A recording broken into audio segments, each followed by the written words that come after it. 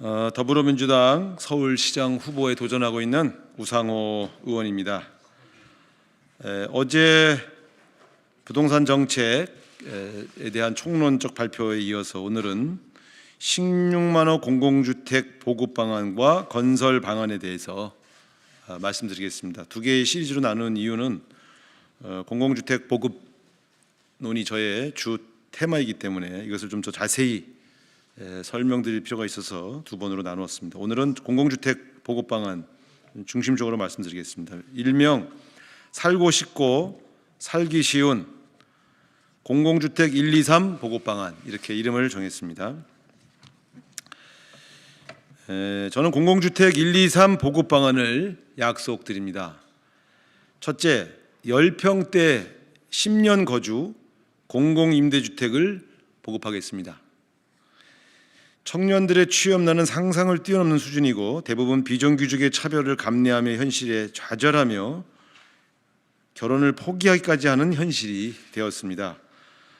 공공임대주택은 청년을 우선 대상으로 내 사람이 생길 때까지 청년들이 안심하고 거주할 수 있는 공공주택이 될 것입니다. 일정 소득 기준을 만족하는 모든 청년층을 우선 대상으로 추첨제로 선정하게 될 것입니다. 둘째, 20평대 20년 거주 공공전세주택을 보급하겠습니다. 비싼 주거비는 맞벌이를 강요하고 보육비 부담으로 인한 저출산을 사회적으로 강요받고 있습니다. 공공전세주택은 주로 신혼부부, 직장인들을 우선 대상으로 20평대 주택을 최장 20년 동안 살면서 내 자녀가 성장할 때까지 안정적으로 거주할 수 있도록 하겠습니다. 공공전세도 추첨제로 선정할 것입니다. 셋째, 30평대 30년 거주 공공자가주택을 마련하겠습니다. 입주 대상은 주로 무주택 장년층이 될 것인데 30평대에 30년 거주할 수 있는 공공자가로서 내 생의 마지막까지 주거 보장을 책임지겠습니다. 공급 가격과 관련해서는 지금까지의 공공분양, 공공전세 등은 주변 시세의 70% 내지 80% 가격에 공급되었습니다.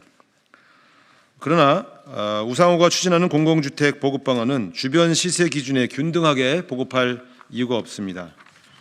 저는 공공주택만큼은 조성원가 플러스 알파로 공급하도록 하겠습니다. 실질적인 반값 아파트 공급 대책입니다. 잘 아시는 것처럼 이제 앞으로 말씀드리겠습니다만 주로 제가 지으려고 하는 공공주택은 공공용지에 인공대지를 만들어서 올리는 형식들이 주로 되기 때문에 조성원가가 싸고 매입 비용이 없는, 그래서 전체적인 조성비용을 낮출 수 있는 장점이 있습니다. 따라서 이 공공자가주택 같은 경우도 기존의 아파트 시세에 비해서 절반 이하로 제공할 수 있게 될 것이라는 점을 말씀드리겠습니다. 다음은 건설 방법에 대해서 말씀드리겠습니다. 이것은 제가 여러 번 말씀드렸습니다만 큰 틀에서 보면 첫 번째는 한강변에 도로 위에 인공대지를 만들어서 공공주택을 짓는 방안, 둘째는 도심지에 철길 위에 인공대지를 만들어서 만드는 방안. 첫 번째 것은 이름을 한강마루타운이라고 명명했고요, 철길 위에 씌우는 것은 철길 마루타운이라고 말씀드렸습니다. 세 번째는 역세권, 그러니까 지하철 및 철도역, 그 역이 있습니다만 그 역 주변의 역세권 고밀도 개발 방식. 네 번째가 공공재개발 등을 통한 공공주택 보급 방안. 이 네 가지의 방식을 통해서 저는 공공주택 16만 호를 확보하도록 하겠습니다. 이 16만 호에는 아까 말씀드렸던 1, 2, 3 공공임대주택, 공공전세주택, 공공자가주택 세 가지를 포함하는 것입니다. 한강마루 타운하우스 조성 효과는 공공주택을 공급한으로 끝나는 것이 아닙니다. 토지 보상비가 들지 않아서 주변 땅값의 상승을 가져오지 않는 효과가 있습니다. 공공용지이기 때문에 단기간 조성이 가능합니다. 아스팔트와 자동차가 차지하고 있는 한강 최고의 요지를 녹색 공원과 문화 이벤트가 넘치는 곳으로 탈바꿈시키면서 시민의 삶의 질까지 업그레이드하게 될 것입니다.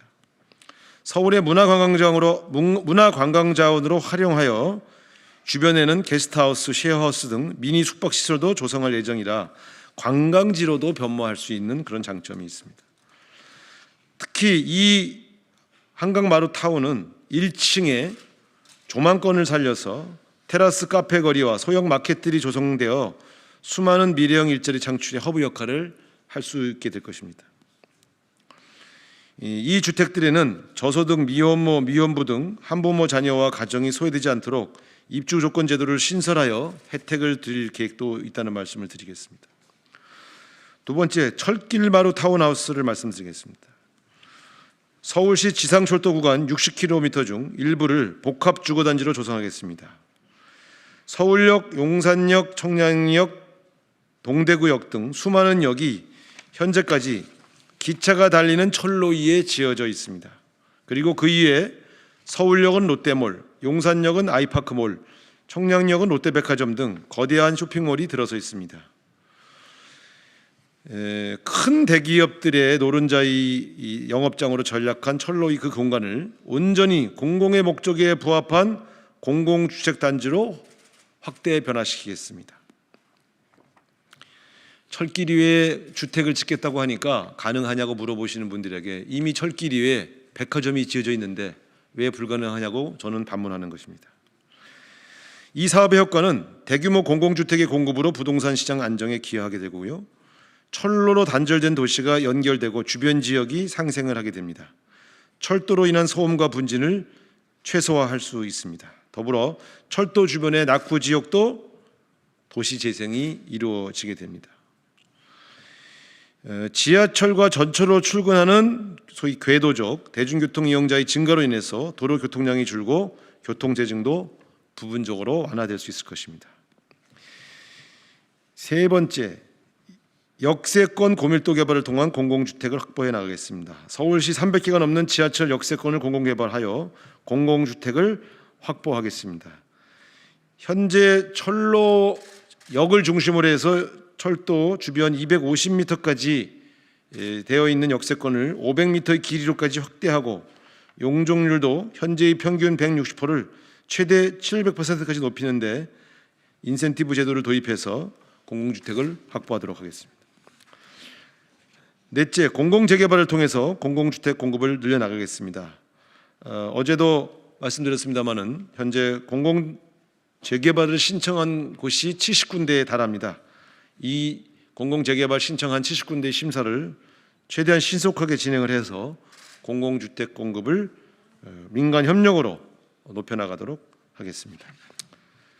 서울 시민이 살고 싶어하는 주택을 살기 쉽게 공급하는 방안을 모색하고 시민들과 소통하면서 조성원가 플러스 알파 방식으로 공급하게 되면 서울시의 부동산 시장이 상당한 수준에서 안정되고 주거 취약계층의 주거 안정을 이룰 수 있을 것입니다.